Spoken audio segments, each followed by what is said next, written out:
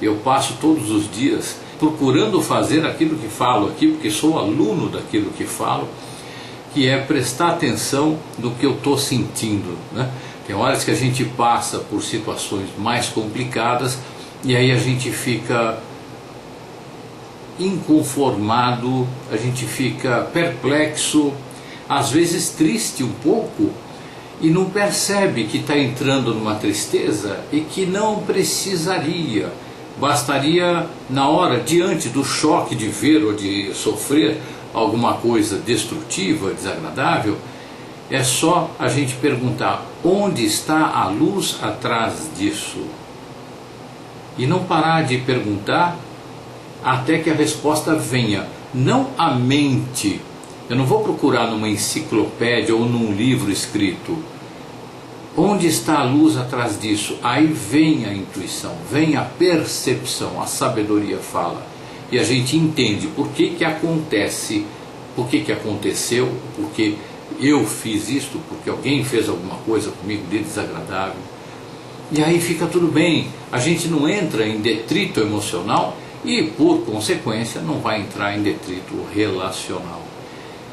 Eu espero que nós todos possamos ter tido uma semana repleta dessas experiências. A gente toda semana aqui fala disso, não é, gente? É tão gostoso. Na hora das perguntas depois eu vejo como vocês estão comprometidos, como nós todos estamos comprometidos com o crescimento, com o autoconhecimento, cada um do seu jeito, mas é tão bonito ver todo mundo procurando o autoconhecimento. É tão bonito isso, não é? E aí quando a gente percebe que, poxa, olha, aconteceu uma coisa muito triste para mim, sei lá, um dia desses qualquer, mas demorou muito pouco tempo entre o fato e a minha percepção de que existe uma luz atrás daquilo. Eu fiquei perguntando e um belo dia, no dia seguinte ou horas depois, veio a resposta do porquê que aquilo está acontecendo, qual é o aprendizado, o que eu tenho que aprender com isso aí.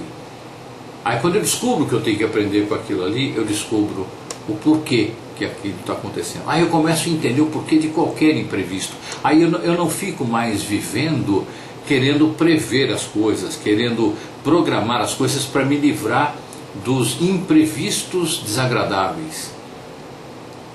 Porque eu quero ser perfeito, não é? Quando eu faço isso, isso não é saudável, eu fico querendo evitar problemas. Só que quando a gente olha para aquilo que a gente chama de problema como fonte de aprendizado, a gente não quer evitar nada. A gente foca no afeto, a gente foca na amorosidade e se entrega para a vida. Aí acontecem coisas que já eram maravilhosas, ficam mais maravilhosas ainda. Porque tem um acontecer ali. A gente não se perdeu do acontecer. A gente está entregue ao acontecer. Aquelas coisas desagradáveis que outrora me faziam ficar revoltado, bravo, irritado, reativo, aquilo já não me toca mais. Eventualmente, se aquilo me desequilibra, com esta percepção da saúde atrás, a luz atrás das coisas, o tempo entre o fato ruim e a percepção, ele reduz. E chega uma hora que não tem problema, eu não tenho medo de nada, seja o que for que vier, vem para a luz. E eu aceito isso. Eu não fico querendo programar, evitar problemas. Não, vamos evitar problema, evitar problema, evitar problema. O ego, quando faz isso, ele está indo atrás do problema. Muitos de nós aqui já sabem disso, né? A gente quer evitar problema, eu estou focando no problema, eles virão. Por outro lado, eu vou viver a vida, eu vou acontecer com amorosidade, com alegria. Aconteceu aquilo que eu chamava de problema, um imprevisto, algo desconfortável. Ok, tem uma luz atrás disso aí. Vai dar mais trabalho, eu vou ter que desmarcar uma coisa, eu vou ter que correr, eu vou ter que parar, eu vou fazer alguma coisa diferente daquilo que eu estava querendo muito. E eu querendo muito, isso não é legal, isso é doença. Opa, esse treco aconteceu para eu parar com aquela compulsão do querer, do desejo. O Osho fala que o desejo é uma necessidade que enlouqueceu. explicando um pouquinho melhor isso. Ele fala bem melhor do que eu vou falar agora no livro dele, mas esclarecendo para quem não alcança, né, como é que o desejo pode ser a necessidade que enlouqueceu. Você tem necessidade de tomar água, você está com sede, aí não tem água por perto, aí você começa a ficar nervoso, irritado, desejando a água, você entra em tensão, a sua mente fica hiperativa atrás da água. Isto é o enlouquecimento da necessidade. Então o que a gente faz? A gente fica quietinho, o ego fica quieto e a percepção está lá. A percepção me diz onde eu vou encontrar água. Às vezes eu não vou encontrar água, a percepção também fala. Aí o meu corpo todo já toma a providência no sentido de conseguir o máximo possível sobreviver sem água, pelo tempo que for possível. E eu continuo aberto, eu continuo perceptivo para onde está a água, mas só que sem desejo, sem a neura, vamos dizer assim, né? Essa condução de vida, ela ressignifica tudo, traz uma paz que nenhum tarja preta consegue trazer, traz relações amorosas que nenhuma promessa de filme hollywoodiano consegue cumprir. É a imersão no estado amoroso, e que ele vai se conduzindo automaticamente para o estado meditativo, que não é outra coisa senão o estado amoroso. Quem assiste às palestras do Osho no YouTube tem a oportunidade de estar diante de alguém que está falando no estado meditativo. Paz, plenitude e paz, amor junto. É uma coisa impressionante, é para lá que a gente está caminhando, é para isso que a gente está treinando, é para isso que a gente está focado no afeto aqui, gente. Então, dessa forma, com esse carinho, com essa percepção, eu estou dando um abraço em todos nós aqui, muito acolhedor, nesse espírito de comunhão amorosa. Independente de qualquer que seja a sua posição na vida do seu ego, independente de como seja o seu ego, não importa tanto, meu ego, seu ego, isso não importa tanto, contanto que ele esteja portando a voz da sabedoria, que é para isso que nós estamos aqui. Às vezes você convive com uma pessoa por muito tempo e a pessoa é insuportável e você se afasta, e faz muito bem, se é insuportável para você, vai para a distância saudável, que é da qual você consegue mandar energia amorosa para aquela pessoa.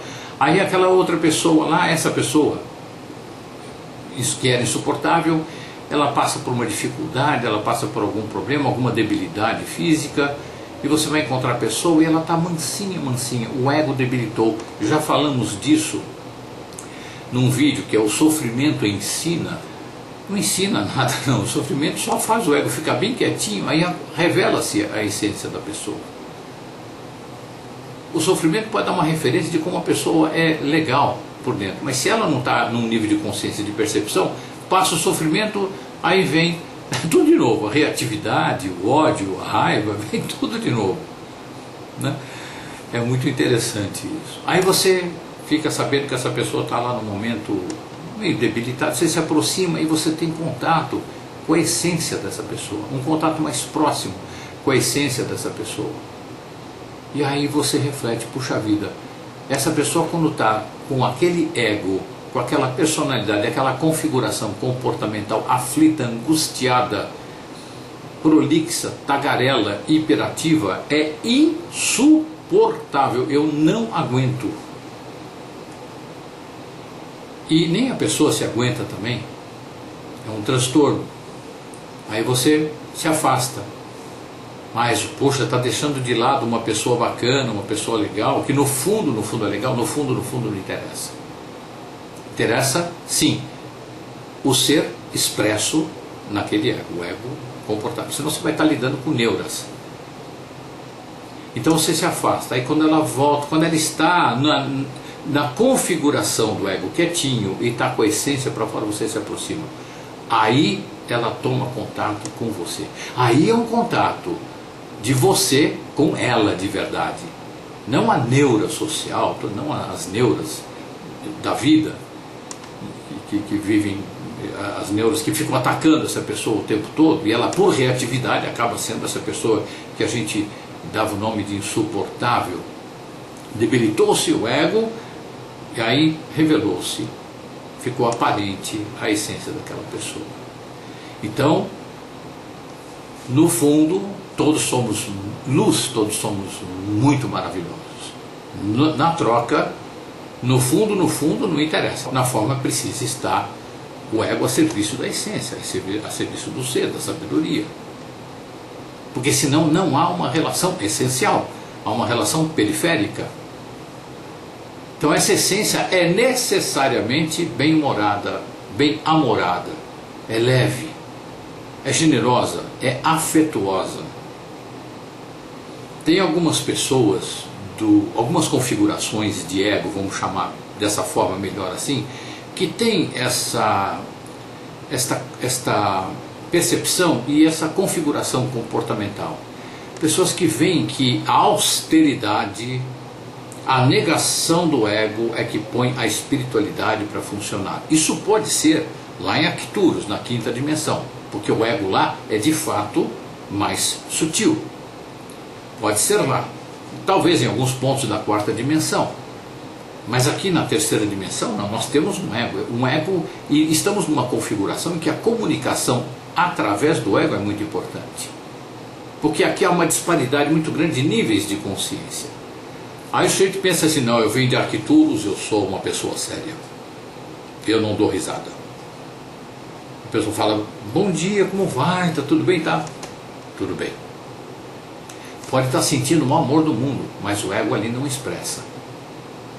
Ora, no nível de consciência médio que a gente está aqui, a amorosidade é importante. É importante que as pessoas percebam que a gente não está predisposto à beligerância. É importante que haja um tanto de etiqueta, e já falamos disso aqui. A etiqueta nada mais é do que um facilitador da demonstração da boa vontade relacional entre uma pessoa e outra pessoa. Então essa austeridade, ela vai soar como antipatia, como falta de amorosidade. E um tanto é isso. A pessoa está sentindo, no fundo, ela está sentindo, ela está lá alinhada. Mas não precisa ficar negando o ego. É importante. O ego faz parte. É um todo. É um todo. A gente separa ser e ego só para efeito de estudo. Porque é uma coisa só. Então a nossa relação é colaboracionista. É preciso que haja na evolução da colaboração a gente tem a cooperação, que evoluindo vai dar generosidade, que evoluindo vai dar o afeto, já entra o bom humor, e evoluindo vai dar o amor nas várias escalas. E não está separado do humor, da leveza. Aliás, fica cada vez mais leve, cada vez mais bem-humorado.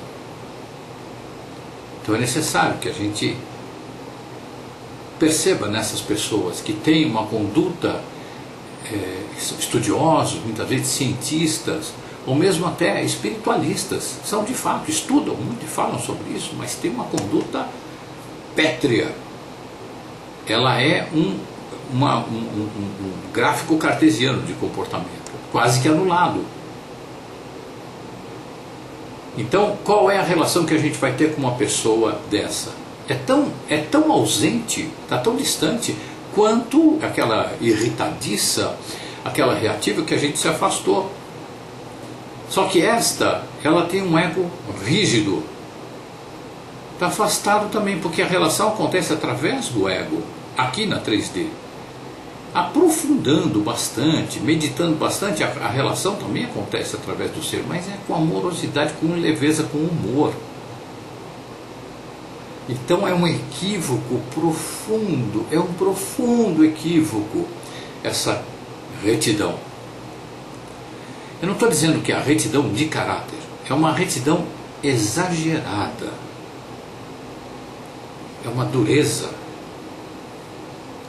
é uma ausência de amorosidade, de generosidade, de afeto, de carinho, de acolhimento. Não estou falando também do mimimi. Essas pessoas que usam esse comportamento rígido tem muito medo de cair no mimimi. Mas tem muito jeito de você não entrar no mimimi, sendo amoroso, bem-humorado, com um sorriso esboçado. Não é um sorriso artificial, é porque você está lidando com a essência. Através do ego você está falando com a essência. Isso te deixa feliz. A pessoa está de alguma forma ali receptiva. Nesse exemplo que eu dei daquela pessoa que é hiperativa e que você se afasta, ela está um pouco debilitada, você volta e ela está mais apta, ela está mais generosa, ela pausa mais para falar. Então a essência fica mais disponível, porque o ego ficou quietinho. A mesma coisa é o extremo oposto que eu estava falando agora, que é o sujeito rígido, é espiritualista, sim, inegável, é capaz de mandar energia amorosa, mas ali o ego é travado. Então o que a gente faz? A gente troca energia à distância, porque distante o ego já está, então não precisa da presença do ego. À distância a gente troca energia. Se este rígido é feliz assim, eu estou dando o nome de rígido, mas pode ser que para ele não seja rigidez. O que acontece aí é um distanciamento de convívio generoso, afetuoso, leve, carinhoso através do ego. Então, se não há essa complementação, a generosidade que vem do ser, ela precisa encontrar, no meu entender, no meu sentir, um correspondente no ego também. Então é importante o ego generoso, o ego leve, bem-amorado, bem-humorado. Senão, fica só o ser e uma máquina. É uma austeridade tão grande, gente, que acaba virando. É como se fosse uma máquina, né? Eu conheci diversas pessoas nessa configuração. Algumas pessoas que entram na negação do ego por causa da repressão religiosa. Até agora não estava me referindo a esses. Estava me referindo àquelas pessoas que de fato vão pelo caminho da espiritualidade, da meditação, do silêncio, e agregam um ego rígido, ausente, não interativo, com bom humor, com leveza, com alegria. Agora estou me referindo àquelas pessoas que entram na rigidez, digamos, religiosa, que tem todo um código civil personalizado no sentido de reprimir o ego. Pior ainda, são pessoas que parece que sofreram, e de uma certa forma sofreram, uma espécie de lobotomia, uma desabilitação de alguns setores do cérebro, e a pessoa fica incapaz de tomar contato com alguns sentimentos. Ela nega profundamente os sentimentos. Aí ela se reprime. Ela se reprimindo, ela vai ficar uma pessoa reativa, vai ficar uma pessoa com doenças autoimunes, muita alergia, muita rinite, por aí afora. A gente está cansado de saber disso, não é, gente? Então, o saudável, na minha percepção, é quando a gente consegue perceber as pessoas que estão, que é o nosso caminho aqui no Foco no Afeto, as pessoas que estão focadas no afeto, dispostas à colaboração, à cooperação, à generosidade, ao afeto e ao amor, que tem na essência, amor que tem na essência o bom humor, a leveza, todas essas outras coisas que eu disse, mas principalmente o bom humor e a leveza. São pessoas que dão um colo para as outras, umas para as outras, quando a outra está debilitada, não está no mimimi, está debilitada mesmo. E não vão fazer o que muitos fazem, nesses casos que eu citei agora há pouco, que em vez de colo dá uma cadeira elétrica, lembrando das normas e regras, através simplesmente de uma resposta fria, de uma desconsideração, de uma invalidação do ego do outro. Ora, gente, o ego não é um problema em si. Ele, como servo da sabedoria, ele é tudo de bom, uma ferramenta preciosa. Um ego capaz de refletir sobre si próprio, puxa vida, de criar tantas coisas por si próprio. É bacana. Se ele não está regido pelo medo, que é como tem estado nesta humanidade em estado de praga biológica, quando ele está regido pela sabedoria, é perfeição. Ele é mais hábil. É dessa forma que o homem poderá ficar um dia no topo da cadeia alimentar, entre aspas, mas de forma saudável. Porque no momento a gente está no topo da cadeia alimentar porque nós imitamos os nossos predadores. E com a inteligênciazinha a mais que a gente tem, a gente, em estado de praga biológica, a gente é destrutivo. Com essa inteligênciazinha, é nós. A gente derruba, a gente preda, a gente estraga, a gente destrói, a gente mata. Na versão saudável, na versão da amorosidade, da colaboração, do afeto, da amorosidade, a gente vai se manter no topo da cadeia alimentar, só que de forma saudável. A gente não vai para se alimentar, não precisa comer bicho. O homem não vai nem estar em lugares em que não tem plantinha para comer, não tem lá a fruta para colher. Não vai precisar disso. Não é porque a inteligência aumentou. A inteligência está ótima, está muito bem, obrigado. O ego está ótimo. É porque a sabedoria entrou associada a uma inteligência desenvolvida. Então fica uma coisa maravilhosa. Que é a nossa vocação, se não nos aniquilarmos, segundo a doutora Elizabeth Sattouris, bióloga da evolução, que fala que a humanidade está ainda na adolescência. Daqui a pouco a humanidade entra em estado de excelência biológica, entra na maturidade, e aí as coisas serão parecidas com isso que eu estou descrevendo aqui. Então, gente amada, eu quero manifestar a minha profunda gratidão pela presença energética de vocês aqui no nosso encontro, por essa comunhão tão bonita que a gente vive, porque nós aqui somos um número X, mas não somos só nós, tem muita gente nesse caminho, e quanto mais gente tiver, melhor. Eu sozinho, você sozinho, o outro sozinho, a gente pode quase nada. Vários e muitos, caindo ficha, percebendo, trabalhando para expandir a consciência, a amorosidade, o autoconhecimento, aí nós temos uma força, que não é força ligada a poder, é uma força que nos dá a capacidade muito maior do que a da coragem, que pressupõe briga, é a capacidade da entrega. Isso sim.